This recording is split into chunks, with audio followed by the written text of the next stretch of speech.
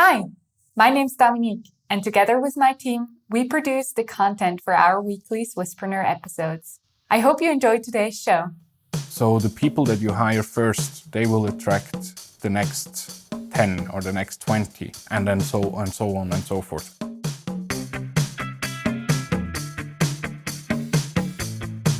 Welcome to the Swisspreneur Show, a podcast about startup stories and hands-on learnings from experienced entrepreneurs. Here's your host, Sylvan.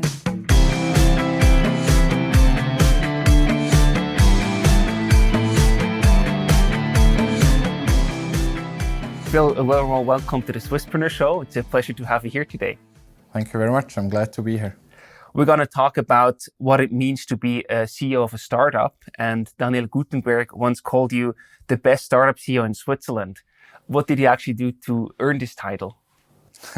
Well, first of all, I think he said that because he's also the chairman. So he's not completely objective when saying that, I think. And also he probably said that when we were at the very top, when we had a very steep growth curve behind us. We always had a very good relationship together, I would say, and hence a big respect, at least from my side, and I think from him as well. Tried to be as transparent as possible always with him, and I think that's probably the reason why he said that. But nevertheless, I don't think I really am, and I also don't think. He would probably phrase it differently. Well, I think that's also part of the Swiss humility that we see right now. Thank you. Well, I think there's still a lot to learn. So, and I had a very steep learning curve over the last 4 years. I wouldn't consider myself the best startup CEO of Switzerland yet. I tried to be at one day, but I'm certainly not yet. So I think these are two important characteristics. You don't consider yourself to be the best, and you also say that there's always something new to learn. I think that's actually the right characteristic for being the best startup CEO. Thank you. I hope others have that as well. So what does it actually mean to be a startup CEO? Like, what tasks do you have to tackle on a daily basis? What are you responsible for? Good question. I mean, it obviously changes. It changes depending on the life cycle, the state of the company that you are in. But it also changes with the team that you're dealing with, and basically you have different struggles every day, basically. So you cannot really nail it down to one thing. I think overall, what are the most important things to do as a startup CEO is that you need to take care of the team. I personally believe that this is the key thing, that you hire the best people, all people that are better than yourself. I really think that this is key to the success of a startup, and that you make sure that they stay with you, that they're happy, and especially that they believe in the North Star goal that you are aiming for. And then you have other tasks to do, generally, like stakeholder management, like investors. You have to deal with them, and then obviously you also have a certain representative role. You need to be active in sales and partnerships and to the outside world. Absolutely. I think those are kind of the most important things. And then obviously, as I said, you run from fire to fire and try to do something about it. So a startup CEO could also be called firefighter. I would certainly say so, yes. Let's dig a bit deeper into the different topics and the areas that you just mentioned. Taking care of the team starts with hiring the best people. How did he do that? Like, what was your learning curve there? What's your best practice to hire and find the best people? I wouldn't say that I always did that. I think I could have done better in the past. In what regard? So I read a lot about how to set up the perfect team, and I think there was somebody once wrote in a blog that you need to hire always the best people, and I was like, yeah, okay, that's easy, I can do that, but I didn't in the end. When I look back, I think when I would start all over again, and I will most certainly do at one point in time, then I think you have to have the absolute perfect first 5 to 10 people around you. Why is that important? Because it has some sort of an accelerating effect. So the people that you hire first, they will attract the next 10 or the next 20, and then so on and so forth. And if the first 5 beside the founding team. I mean, there's no way around the founding team anyway. Sure. But then the first 5 people that you hire, they need to be absolutely fantastic. And you need, like, the next time I start a company, I would much rather wait 2 years with hiring the first 5, but I would do everything I can to really hire the absolute best that are matching with my strength or weaknesses especially. So they need to counterweight that to the strengths and weaknesses of the founding team. I think that's crucial, and then it kind of flows down to the rest of the team. So don't compromise there. It's Never. Either hell yes or hell no. Yes, never. And if you realize that you make a mistake, you correct it as fast as somehow possible. I think there was once a saying that I read in a book. It said, "Hire slowly but fire fast." Yeah, I would certainly sign that. Yeah. But where do you actually find these people? Is there any trick once you talk to certain people, or even where you can find them, that you can make sure that they are actually a good fit, that they are the right ones? Yeah, so there's a very good blog about that on from Sequoia Capital on their website, and basically what you do first is you go back in every state of your life, and like when you studied or when you worked in another company, and you write down the top 3 people that you have in mind from there, and then you try to get them. Like you ask yourself, when you studied, who did you want to work with, or who delivered the best? And that's actually how we got our now CFO. That was, I would say, one of the best hires. Awesome. And you did that back from university. That Yes. was like where you met first. Exactly. Yeah. Awesome. I think that's a very good framework to follow. Very applicable. Yeah, exactly. It has certain other steps as well, but it also you can also look in your personal environment. You didn't necessarily need to work with that person, but also amongst your friends. You probably have friends. Some of my closest friends, I would never want to work with them. I love them, but not as my colleague. But then I have others that I think, oh no, that they would actually be a perfect fit. They would come in with a lot of strengths that I'm missing, and that could really bring the company further. And I think that's how you should kind of go back through your own life and then just try to figure out who's the best, and then take it from there. And then obviously that's probably not everything. Like you also need to hire external. And there we made really good experiences with case studies along the way. We tried to put the person in the actual spot and try to look on how they would solve a problem that is a problem for the business, and that also worked fairly well. Did you also do like a trial day where they came to the office for like half a day or a full day to work together, or was that more on a case by case specific request? We never did a trial day, but I think it would be a very good way of testing it. We never did it. I read about it, but unfortunately never tried it. What we did is half a day case study. So we said, as kind of the final stage, you come in, we give you a case study, you have 3 hours to prepare, and then you present on how you would solve a problem that we are dealing with right now. Nice. And that really helped. Is there anything else that you look for besides the result, what they actually present? I'm thinking about like the energy of the person, or the way that they interact with others, the way that they gather information. Is there anything else that you watch out for in that regard? Yeah, certainly. There are many factors. It obviously also depends on the role. So if you're hiring for an operations specialist or an engineer, these people tend to not be as extroverted as probably a salesperson. So if you want to hire a salesperson and you get them a case study, then it's very important how they present themselves, how eloquent they are, and so on. Whereas for an engineer, it's more on like, can you come up with the perfect solution for a very complex problem?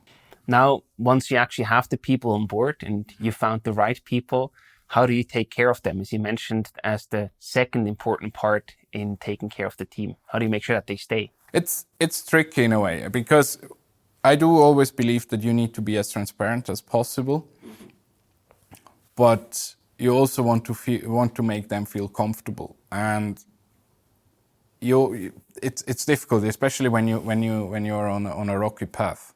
So how do you do that? Looking back, I think it was crucial that for a certain time I was very transparent with the team. So, for instance, we shared the management meeting protocols with the whole team. I always shared the investor reporting with the team. Then I kind of lost it, which looking back, I consider it as a mistake. Because then when we kind of hit the wall, it was important that the people knew where we are, and they really appreciated it. And as we always try to hire very good, very smart people, they understood it. They didn't.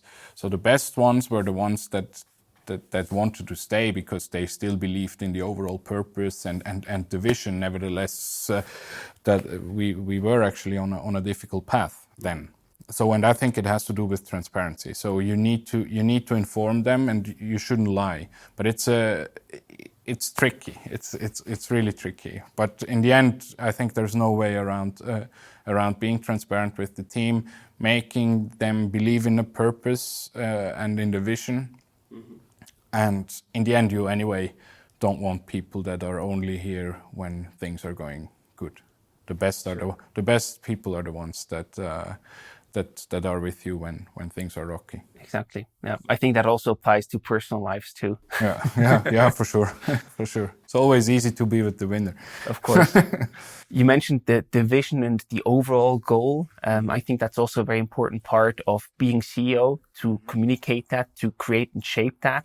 How did you go about that? How did you actually come up with a compelling vision that was motivating for the team, and how did you go about communicating and facilitating that internally? Yeah, so that's also, I think in the meanwhile, after 5 years, I know it a bit better on how to do that. And what I would say is what you need to do is you need to define a purpose of the company. And that purpose shouldn't change. It should never change. The vision and the mission is something that changes along the way, but the purpose should always be the same. So everyone in your team should always know, why the hell are we getting up in the morning? Why do you get up in the morning? Yeah, why I get up? Well, I always wanted to do something good for SMEs. So I always wanted to make SMEs more successful by giving them access to the right type of financing. And I thought this really makes a difference in a way, and I think this is crucial for a startup. I mean, in a startup you go through so many ups and so many downs, and the team as well. It's just not comparable to any sort of corporate work. And in a corporate, usually things are rather stable. Usually, there are also always rocky situations, but you don't really feel it as a regular employee, so to say. But in a startup, I mean, there's so many reasons why you should leave and go for the more stable option. But if you believe in the purpose, then you believe in it. Then you believe in what you're doing, and then you can still change the strategy, and you can still change the vision to a certain degree. Also not on a daily basis, but you can change a vision, and you can certainly change also the mission if you realize that you are on the wrong path. I mean, you should.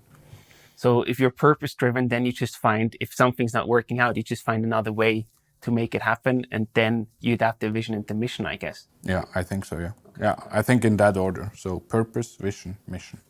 So then that's kind of also the number of times you can change it. So the mission can be changed on, let's say, on a more or less regular basis, not on a weekly basis. The vision can also be changed, but also rather every 2 years, if you really realize that something is not going towards that North Star that you set, but the purpose should never change. Have you ever changed the vision of Advanon along the way? Yeah, we changed it, I think, twice. Okay. Yes. Do you have like an example what it was and what it was after? Let me think. I think in the beginning, in the very beginning, we only had a vision and a mission and no purpose. Okay. We didn't define a purpose, so the vision was rather purposey. so more like we want to make SMEs successful. And then you can then we moved a bit more towards something tangible. So in the vision we in the end we said we want to be able to help every SME in Europe to get access to the right type of financing. So that has more than a size to it, whereas the purpose is it doesn't really matter on the size or the success or whatever. And beyond having a motivating purpose for your employees, there are also many other things that you could offer, like free coffee or other perks, also employee stock options and so on. What role do these other sort of incentives or motivation packages play to make your employees stay and make them happy? They're quite important, but not for materialistic reasons, rather because I think their perks are a perfect way of shaping your culture. So you can, for instance, it has a massive impact, in my opinion at least, if you say everybody needs to pay for the coffee, or if you say the coffee for sure not, or when you say you go for every Friday we have some sort of free beer or something, and you do something together. And it's not really about that. No employee would then calculate, how much money do I spend on coffee or not, or on a beer on Friday night. And also for the company, I mean, especially in a startup, this is nothing. That's not a cost, but you shape the culture with it. And I think therefore they are incredibly important. And that's also why I still believe that we were once very famously in the media because of the perks that we set, and I can fully stand behind them. Like I would do it all over again. So you would recommend other startups to also apply this tactic, sort of? Yeah, this tactic, but you need to. I mean, I started to write down my learnings on a blog, and you need to make sure that the culture that you're shaping, they go hand in hand with the strategy and the industry that you're in. Yeah. But not necessarily. The perks they allowed the employees to have a lot of flexibility and these things, and I think that's crucial. But then you still need to make sure that in the end you have some sort of an excellence aspect to your culture as well, especially in our industry, in the financial industry. So I think that that's important to be aligned. How did you then make sure that this is also part of the culture and basically that people have this also in their DNA? Yeah, so honestly, I must say I failed on that. So it's not that I can give you the perfect answer. I think what you need to do, so what we have done, for instance, we have every second week we have an all hands, and there we have a category that says that is fuck up of the week.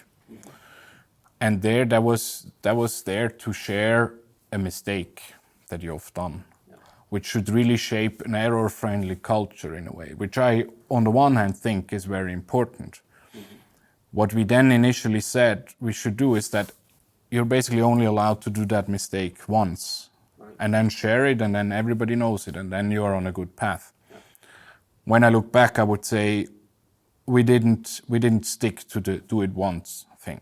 We shared mistakes, which was good, but then we didn't act on, hey, you get a problem when you keep on messing up, right. And that wasn't good. So I would really say that you should try to have an error-friendly culture, but then you also say, hey, look, this is okay. You made a mistake. You shared it with the company, which is good. We learned from it as a group, so it's collaborative learning, right. But it doesn't happen again. And so you should note it down somewhere and then say to everyone, hey, look, this is something we already did and we are not doing it twice. And did you just not enforce that you then had probably also the difficult talks to the employees where you said, hey, you did that mistake before, now it happened again. Exactly. Now we need to have a serious conversation, right? Yeah, exactly. So, I mean, we always said one of our values was we are owners. So I truly believe in ESOP, in ownership of the company, but also in ownership of a process. So everybody should own a process, should own what they're doing on a daily basis. And we did that, define it somehow, but especially on the process side, I was just not strict enough there. I should have done better there, yeah. Do you think that this should be the CEO's job to really be strict there, or should there be also someone else like playing the good cop and the bad cop? The CEO's job is to shape the culture, to shape the principles that everybody works towards. And then obviously you cannot, especially if the company is growing, you cannot take care of every person and every little process. That's impossible. But what you can do and have to do is that you make sure that you set principles, that you set values, and they are withheld by your your management team, and then it needs to trickle down. And if something is not enforced, also amongst, let's say, an intern or so, then you should hear from it, and then you need to talk to the person that is in the end responsible for. Right. And then it's also a learning. But then you also need to talk about that, because then it's wrongly set in the organizational management, and then I mean that's okay, that happens. So but then you need to learn from it, and you need to make sure that these things are in place and trickle down through the whole organization. Absolutely. One thing that you also mentioned are actually two different things were management meetings and all-hand team meetings. I wonder, like, what kind of different meeting types do you have to also ensure the communication along the management team, but also along the whole company? How were you set up, or are you set up there? Yeah, so we always had weekly or bi-weekly. We kind of changed that. Then we also had monthly management meetings. In the end, we stick to bi-weekly. I think that's okay, but maybe also weekly. It's a bit of a trial and error, in my opinion, as well. And then we have bi-weekly all hands with everyone, and that should be more. The all hands has a rather standard agenda in our case, and I think that's something that we did well. So it's an overall update on our numbers, on where we stand, what are our biggest challenges right now, and also what we did well. So it's also a product demo from the engineers, so that they can show, hey, look, this is what we've done. Then everybody gets a bit more excited about new features that are in place. And then we had categories like the fuck up, as I said, but then also shout outs. And shout outs were that somebody can anonymously thank your colleagues. And that was actually a very much appreciated category, because all of a sudden you somebody that is maybe not so extroverted gets a shout out, and in front of everybody. Very nice. Then you hear your name and that you did something very well. That was good. Yeah. Also good appreciation for, again, the culture, right? Yeah, exactly. And then I also added one other category in which people can anonymously ask questions to the management. And then I or somebody else needed to answer those at the spot. Yeah. That was also good. So that kind of creates a constant feedback loop. So that way you have a good information flow where you actually inform and bring everybody on the same page where the company stands, but you also have this interaction between everybody. And I think that sounds very valuable. Yeah, no, that was certainly one of the good things. And who's actually part of your management team? How have you split up the roles there to function well as a company? So in the beginning we had the founders, obviously, and then we tried to hire alongside our weaknesses. And then in the end, we ended up with a management of 5 people. It also fluctuated a bit. Then, that's it. We never reached a size in which we thought it's important to have an management and then an extended management, So I was lucky enough on that on that side that we were able to stick with just a management. Absolutely. Yeah. And what are the different roles? Like, you have someone responsible for product, I assume. What are the other roles that you have along the management team? So that obviously also changes along the way. We have a CFO that in our case basically he was also chief firefighter. The F not only stands for financials in that case. So he was also risk officer, then partnerships and all other things. But right now he's CFO. Then we have a COO who takes care of all the operational tasks. And then we had a CRO, Chief Risk Officer. That's especially in our case important. And then what else? Well, we also once had a chief sales or business development, head of business development. That's now, I do that now. I think that's a very good transition to the representative function that you also have as CEO, because they're also involved in important deals. Can you talk a bit more about what you actually do there and how much of your work time that this absorbs? So in the beginning, I was basically the only business development person, right? So as a CEO and founder, you try to get as many customers as somehow possible, partners, etc. I always did that. Then when we reached a certain size, was able to hire people that are taking care of the smaller customers and kind of the customer relationship, etc., etc. And then once we had the size in which there was a head of business development, so that was then basically responsible for all these things. And I always stepped back a bit more towards like the more strategic partnerships, etc. I do think that there's no way around that in the beginning you need to do that as a CEO. You need to take care of all, and also you need to learn from the customers so that you understand the customer, you understand the market, and you understand it that well that you can then in the end decide when you reach product market fit.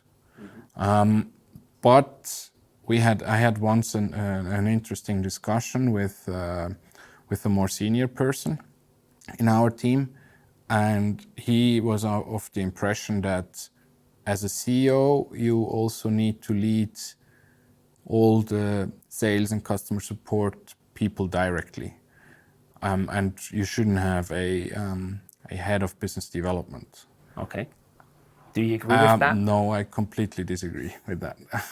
I really disagree, and I think there are some things that are so important to do as a CEO that you should not underestimate. A lot of people tend to underestimate the things that you need to do alongside taking care of the team and investors. And I really think that there's nothing more important than hiring and keeping the right people.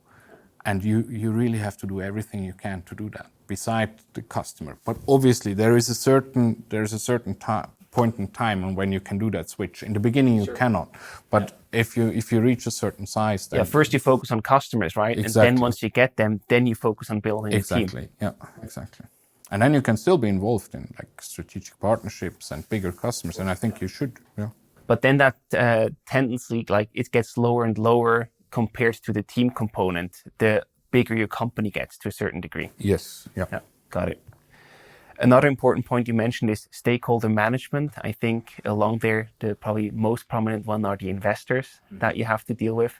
How did you do that as, startup CEO? What's the best practice there that you learned? So I think we underestimated that in the beginning a bit. Not only we as the founding team, but also the investors itself. We were first-time founders. And I think looking back, it would have helped us a lot to avoid mistakes that we made. Mistakes that could easily be avoided with a bit of more experience. Can you give us an example for one mistake that you made there? Yeah, one example. So I have two that come to my mind. So one example is that we spent roughly 70,000 euros on a lawyer to get the license in Germany. That didn't work at all.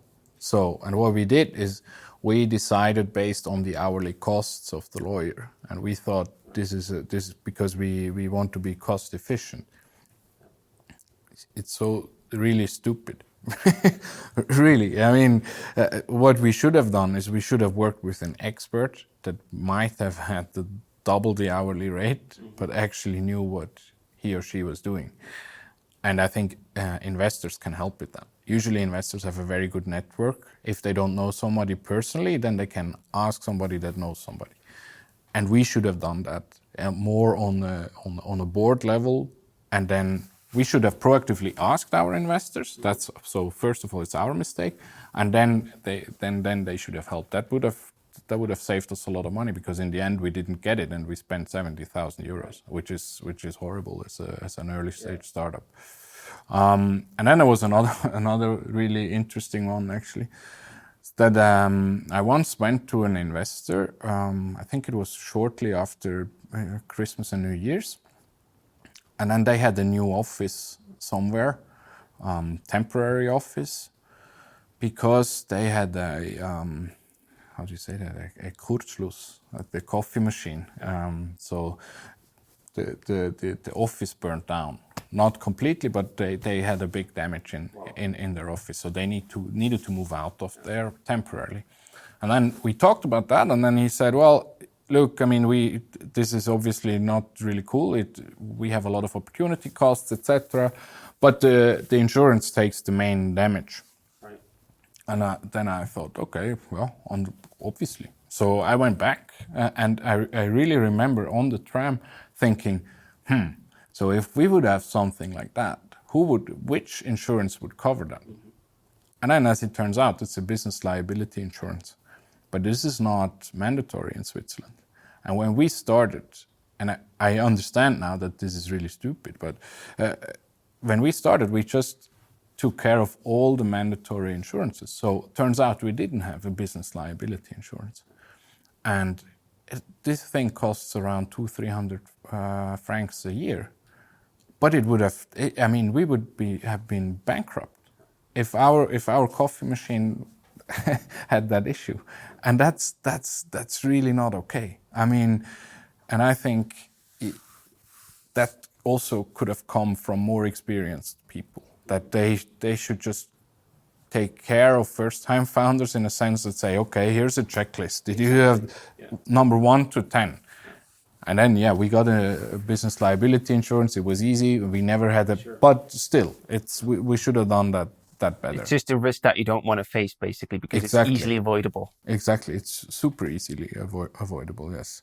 And so I would say, looking back, we should have, in the very beginning, when getting the professional investors in there, we should sit at the table and then we say, okay, so this is the governance that we set up. This is what we expect from each other. It's not a one-way street. It's not what the founders expect from the investors. I mean, they trust you, and usually, and I must say, I mean, I have a very good relationship with our investors mainly, and I'm very thankful for what they allowed me to do.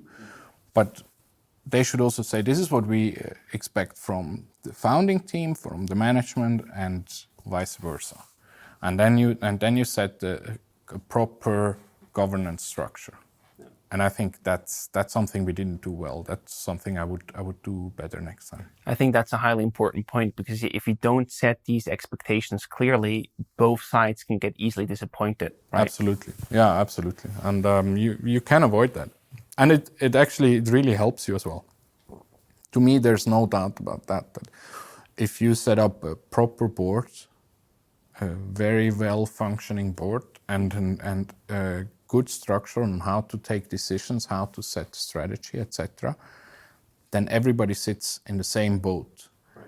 And everything is well aligned, and you get inputs from much more experienced people that have seen a lot of things. And I was 24 when I started Advanon. So I barely knew how to work. So, so you just don't know so many things. And a lot of these things can be avoided because you bring certain qualities as a founder, but not everything, by far not everything. And how would such a board structure look like that you can actually also put your investors to work as like ideal? Yeah. So how I would have imagined, or how I would do it in the future. Mm-hmm. Again, it's always easier looking back, right? But how I would do it is that I would say, okay, so this is basically on 2 pages. This is our governance. What we expect from the board is that we meet every 2 months, for instance, and all strategic decisions are taken in there, are discussed in there. There's no decision made above 50,000 Swiss francs. On the operational level, you can always have decisions made via email or so if there's something important. But then you have something like a 2-pager, and that's signed by everyone, and you decide on which decisions are taken where. Mm-hmm. and also you need to sign off the strategy in a way. And then, as I said, you can always change. That's easy. I mean, and you should. You have to, especially in the early stages. But then you have a sounding board. You can ask. You can also, as a founder, I think it's fair to say that you can also ask your investors certain things, right? You can call them, and they should be available. And again, I'm really not saying in any way that we didn't have that. I think I didn't do it well enough in a sense that we didn't set that structure in the beginning. Right. But our investors, they're not responsible for mistakes we made. That's not what I want to say. It's actually you as a founder have to create that structure and make sure that you get the support that is available there. Absolutely. It will not just fall into your lap. Absolutely. I mean, you can generally you can assume that the people that are investing in startups are usually very busy people, right. And they're not waiting for you. Obviously, they shouldn't. So yeah, it's you as a founder. It's your job to do that. That you can say, hey, look, I'm very glad that you invest in us, in me, in our team, and in our idea. And then you can still say there are investors that say, hey, look, I just really don't have time. Then that's fair enough. But then you also know where you are. But then you can set up the board in a way. Probably you have a lead investor, right? That should take place in the board because they invest more. They probably have a more professional structure, and then you can say, okay, so this is how I imagine it to be like. And then they should say yes, or they can also say no, but then you need to find another way. But if you don't define it in the beginning, then you're kind of left out somewhere. It's just more risky of, as I said, like not exceeding the expectations that you have of each other. Yeah, right? Absolutely. One important point is also how you communicate and collaborate with investors in terms of crisis. There was a fraud case that was keeping you busy, which was not your fault, but it basically happened and had also a significant impact on your business. Mm-hmm. I can imagine that this is a pretty challenging time to then also, work with investors. How did you go about that? Did that change anything in the things that you just said? No, it didn't. It didn't. Quite the opposite, actually.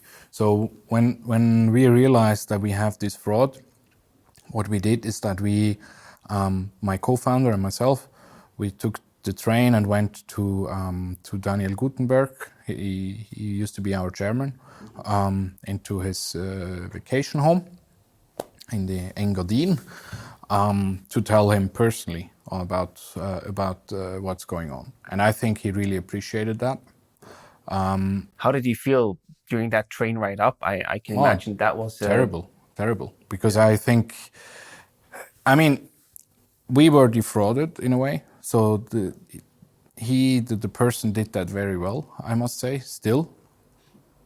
But in the end, it was also my decision to go from very, very small tickets into bigger tickets with more recurring customers. So the idea was that we really go into factoring the full accounts receivables book, which is essentially what we are doing.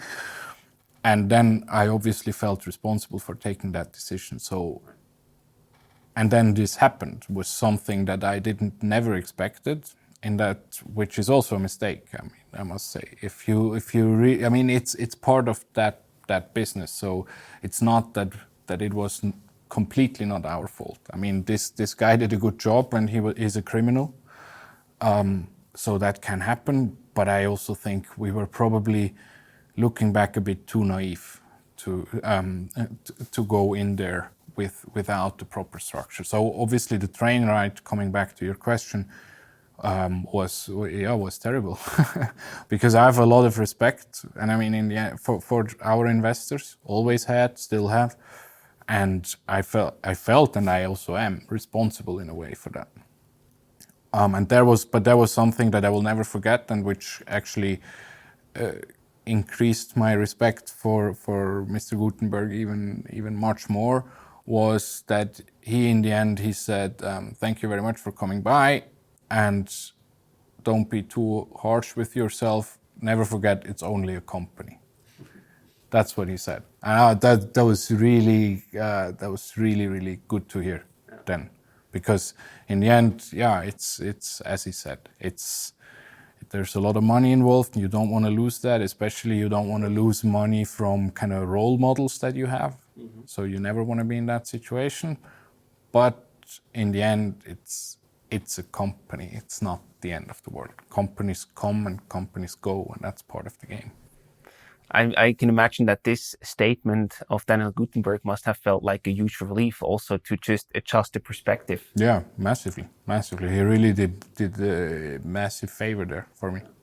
Meant a lot, yeah. And I think this shows how important the selection of the right investors is, to get support through the good, but also through the bad times. Absolutely, yeah. No question about that. I owe him a lot. Now we talked about the different tasks that you tackle as startup CEO. We talked about taking care of the team, stakeholder management, and also the more representative role. Is there anything else that you think is important to bring on the map of startup CEO jobs? Well, I mean, it kind of goes in that part of the hiring and the HR thing. That's just the culture that you set. I mean, you're also chief culture officer, in my opinion, and the culture is crucial for a company. That's what I truly believe that a lot of the public corporates lack, and that's why they will, in the end, they will disappear in one way or the other, because it's just because imagine how much hours we spent working, and you want to work in a culture that is actually worth the time, really. And I think that's a very important role for the CEO. Anything else is just not sustainable in the long run, right? I truly believe so. Obviously, it's not the only thing. I mean, sure. but a very important part. Very important. So, how did you actually? I mean, I think we touched certain points of that, but is there anything else you would like to add about how you actually build a good culture on purpose, like what you actually did there in terms of activities and tasks that you completed there? Yeah. So we've set values, and we try to live these values. I mean, every company has values, but there's a very interesting book from Ben Horowitz about "You Are What You Do," I think is the title, and it's more about values versus virtues. So basically, the values are not what the 6-7 words you have on the PowerPoint slide or you printed it out, but rather what you do. And we try to implement those values very diligently. And so, for instance, as I said, the transparent value, we try to, we shared everything. So we shared all the management reports and the investor reports, and we, in every all hands, I try to not withhold anything from the team. So if things went bad, I tried to say it always. Then we had one team, so we tried to actively take down all the barriers between the teams so that the silo thinking disappears. We did that by putting them in kind of temporary teams together.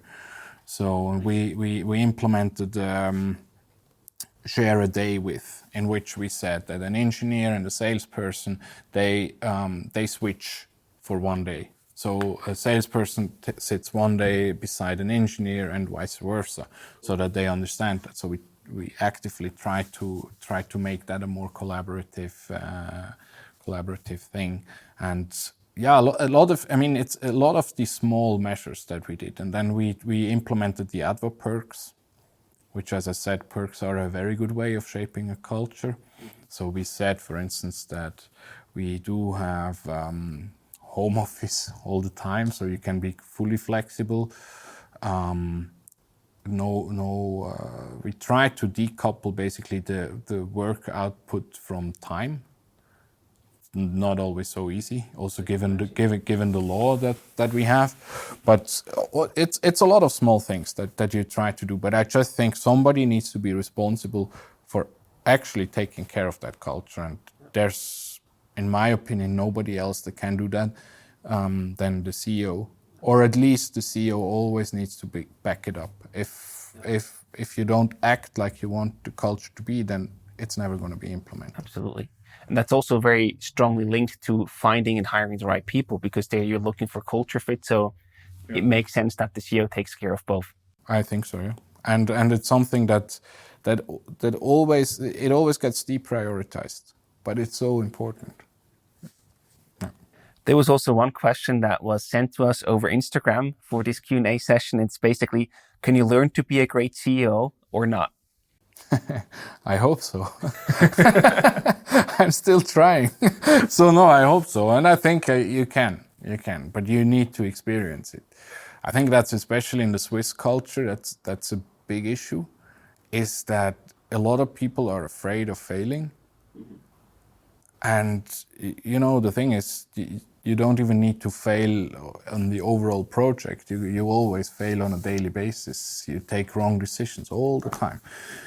I think it's just crucial that you interact with yourself in a way, and that you try to be better the next time.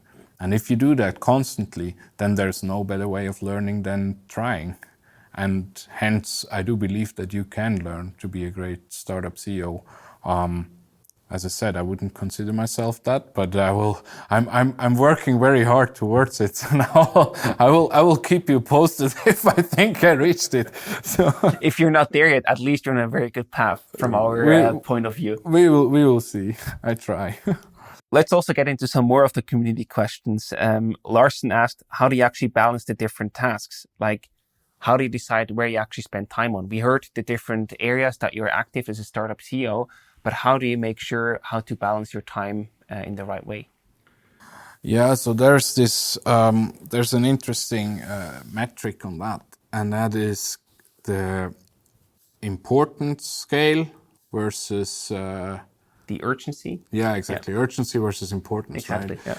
Yeah. I try to do that. Honestly, it doesn't really work. In our case, it was just we had so much firefighting all the time, so there was never really. I never managed to get out of this important and very urgent thing.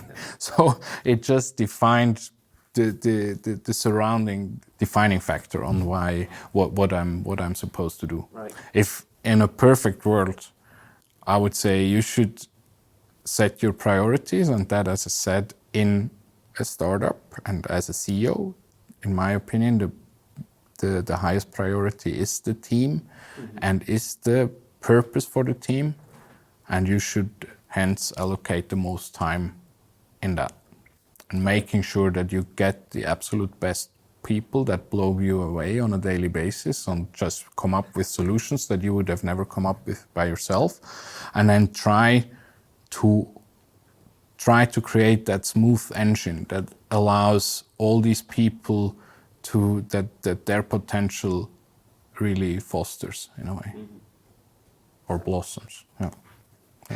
In the same direction goes the question about how you actually make decisions.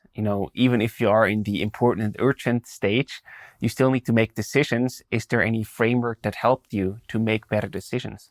Yeah, because I think when I look back, and especially after I read Thinking Fast and Slow by Daniel Kahneman, that kind of helped me a lot to reflect on how I took decisions in the past. And I think I took a lot of decisions too fast, too much on the spot. Okay. Especially when they reached a certain importance. And now what I try to do is, this is a lot of work in progress. I try to adapt that metric or that scale that we just decided, and I added, instead of urgent, I added strength. So topic strength, and then importance. And so you can imagine that on the importance scale you have a 1 to 10 scale. So 1 to 5 and then 5 to 10. And then on the other scale, on the X or Y axis, however you want to frame it, you put your own strength on that particular topic. And then you reach, for instance, a certain area in which I personally believe that I'm pretty good in understanding people. So I feel that in that particular topic, when it's about something team related or person related, people related, then I feel very confident in understanding how they feel and what they do. So I would consider myself more on the 5 to 10 scale there. Right. Whereas I'm not the best when it comes to analytical thinking, project management, these kind of things. So what to do after each other. So there I think I'm more on the 1 to 5. Mm-hmm. I'm not super happy with that. I also think that probably I don't even need to be super good in that, because there will always be people that are better than I am. So, and then you can put that in that scale, and when I consider it as my strength, I feel more comfortable in taking quicker decisions. When I consider it as not my strength, and think that I used to make mistakes in that area, but it's super important, then I take more time. Then I say, okay, I need to at least take 2 or 3 days, and I need to talk to more people to get different inputs.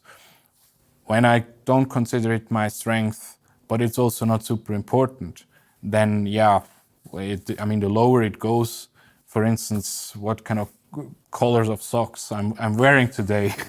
I don't consider myself super good in fashion, but it's also not really changing the way the world goes. So I feel comfortable taking that decision right now. And so that's kind of the 2 metrics that I think you should look at. Obviously, this is not very scientific, but it gives you at least some direction. So when you try to change the strategy of your company, for instance, then it's obviously a super important decision to make. So, and then you just simply don't take it on the spot. You take more time, you talk to more people, you get more insights, and you probably need a week to think about it. Absolutely. So, and that's how I at least try to do it. That's a very cool framework to actually also adapt to our own businesses, I think. Thank you. Yeah, I think it helps. At least it helped me. It's a very good reminder that all the time because you need to make so many decisions, right?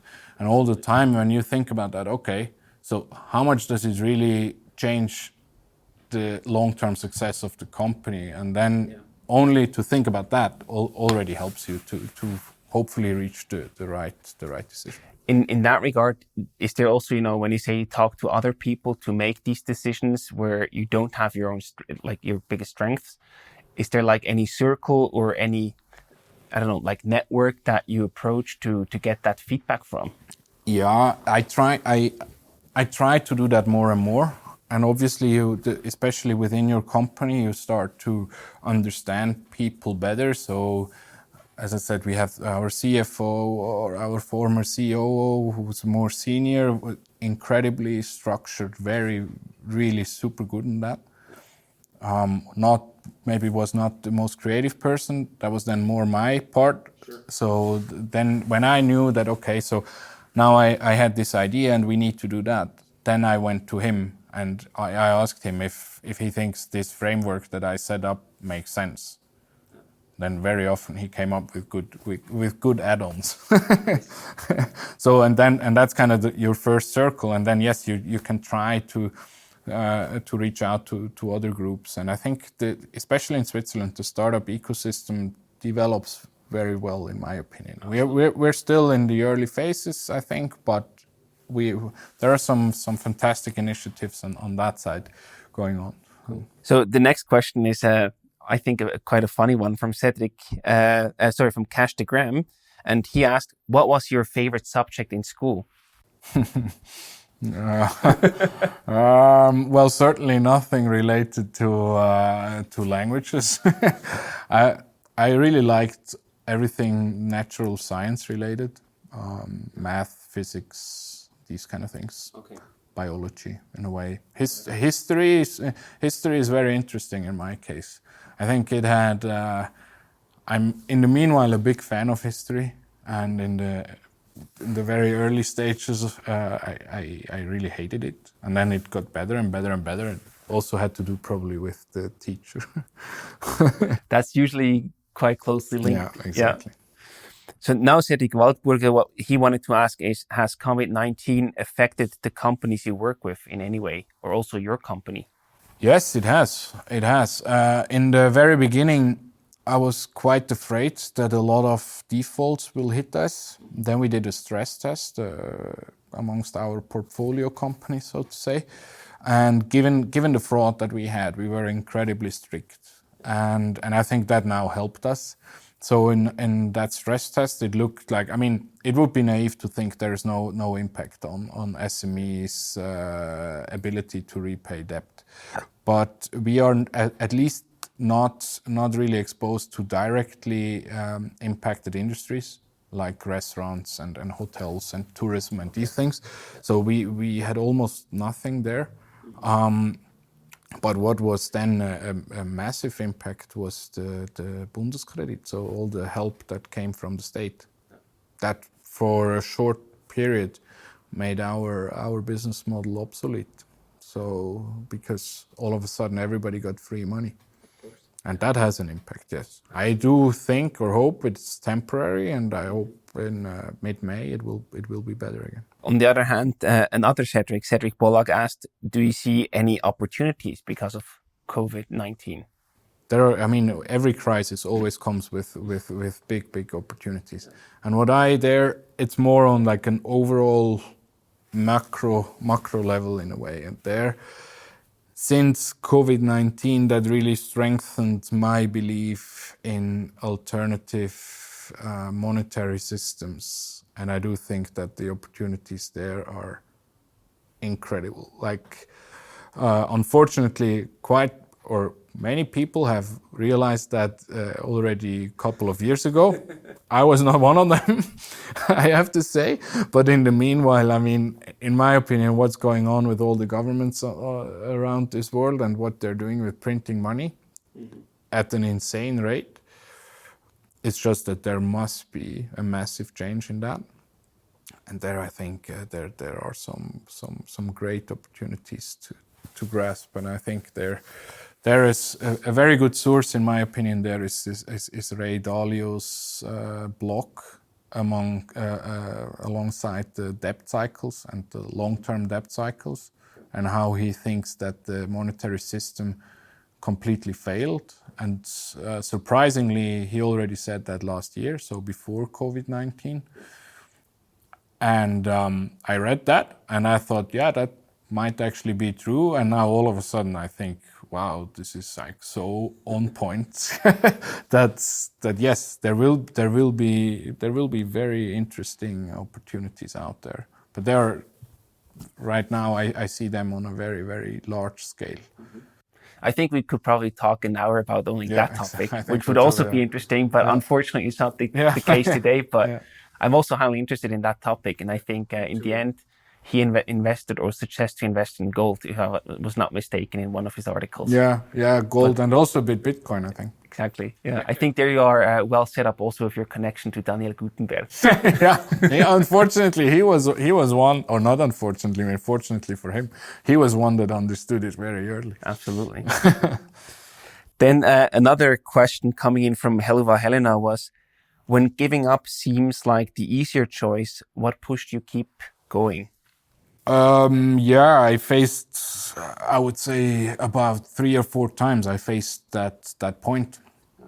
And I think honestly, there was primarily the respect for the stakeholders. Stakeholders meaning our team that really put in a lot of work and that I really actually believed in what we have been doing. That we didn't just create nothing. I think we created something good, and there were external factors in a way that hit us hard, maybe hit us right, and we deserved it. I don't know, but they just hit us very hard. So, and I didn't want to make the team feel like they did everything for nothing. And then obviously, as I said before, also I wanted to avoid to lose money from people that I have the highest respect for and that I look up to. And they trusted me with their money, and then I just didn't want to be the guy that really messes it up in a way.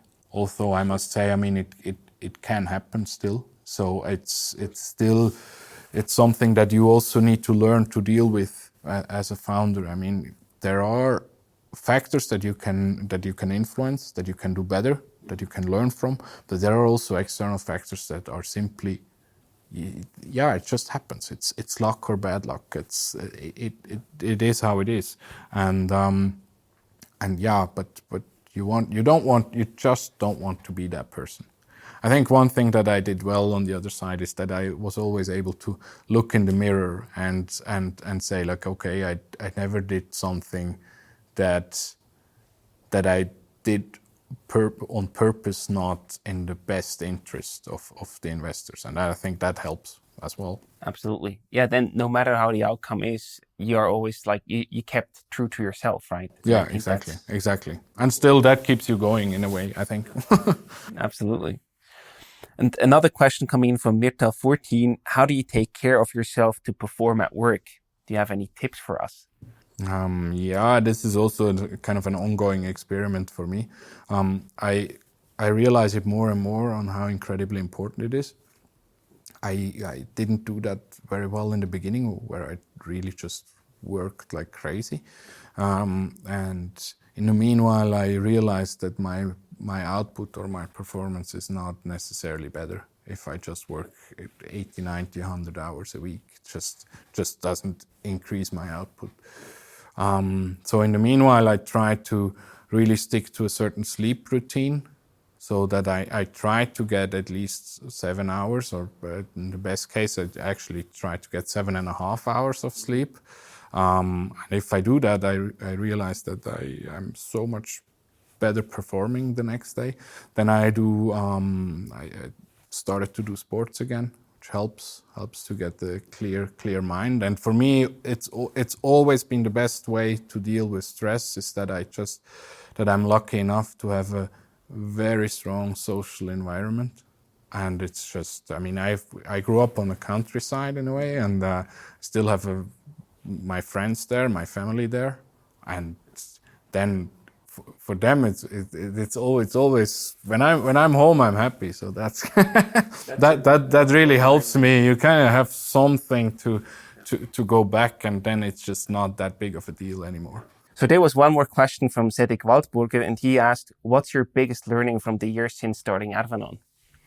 Yes, so I think when I look back, and my biggest mistakes that I made was in a phase when I lost self-confidence. So I tried to, when I thought I'm doing everything wrong, that's when I did my biggest mistakes. Like a self-fulfilling prophecy. Yes, exactly, and not the other way around. So you should never. I mean, you should always be self-critical, but you should also always be able to tell yourself, hey, there's a reason why you are where you are, and you didn't do everything wrong. That's not true, and you need to. And I then had phases in which I thought I wanted to put everyone in front, only not me. Like I wanted to replace myself. Therefore, I hired senior people out of a weak spot. I would never do that again. Really, that was a big mistake. Because the wrong motivation behind it. Or... Yes, exactly. I tried to solve a weakness of us by hiring somebody else, without realizing it that this is the exactly wrong way of doing it. As a CEO and founder of a startup, you need to face your weaknesses. The faster, the better. And you also need to run towards your weaknesses with your chin up. Really, I think that's crucial, because then I made the biggest mistakes, and when I look back, I think all these stupid mistakes they in the long run also helped me now to realize that actually it's not that bad, and I can make it, and the next time I will push through it. It's okay. Is there any tip from you how to really boost and also support your self-confidence in tough moments? Yeah, not really a good tip, honestly. I'm still working on that. I try to be as clear about my weaknesses, but also as clear about my strength. And you need to understand that you have a lot of strength. Usually, every person has that, And then like that's also kind of a management leadership principles. You need to make sure that everybody feels valued and they know, and you also need to value yourself. And if you do that, then it's good. Then you will succeed in the end somehow. That's also the beautiful appreciation factor that you built into the all hands meeting. That's like one of these parts that can really help there, I think. Yeah, I think so. Yeah, absolutely. Yeah. So the last point that we want to tackle for today is, if people want to do any additional reading or get more inspiration from other resources, is there anything that you can recommend where they can get management tips or CEO tips for startups? Yeah, so I try to read a lot of books about startups and from successful entrepreneurs, and there was one issue that keeps on nagging me, and that's everything always sounds so good, like so easy, like define a big vision and like for instance Peter Thiel's book that I'm not a fan of. Sorry, he says like, yeah, you need to build a monopoly. I'm like, yeah, cool, thank you, I know that. But so there's I really like the books of Ben Horowitz because it's closer to reality. The Hard Thing About Hard Things is my favorite book, I would say. But also the blog of Andreessen Horowitz, A16Z. It's very useful in my opinion. And also the blog of Boulderton Capital has a very useful blog, and Sequoia Capital. They also share a lot of insights from and I try to read those all the time. Awesome. Yeah. Cool. That was a lot of fun and especially very cool stories and practical insights. Thank you so much for taking the time, Phil. We wish you all the best and are curious to see where we will see you in a CEO position in 10 years and talk again then. We will see. Thank you very much. It was a pleasure.